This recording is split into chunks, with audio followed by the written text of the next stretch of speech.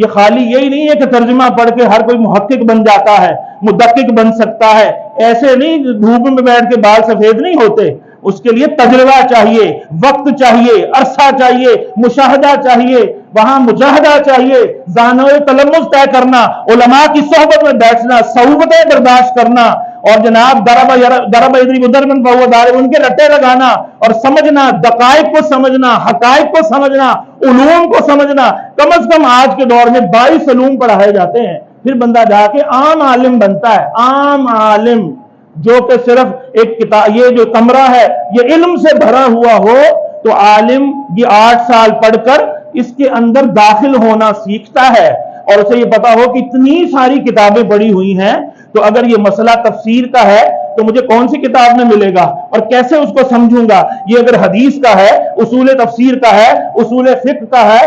کا ہے، حدیث کا ہے۔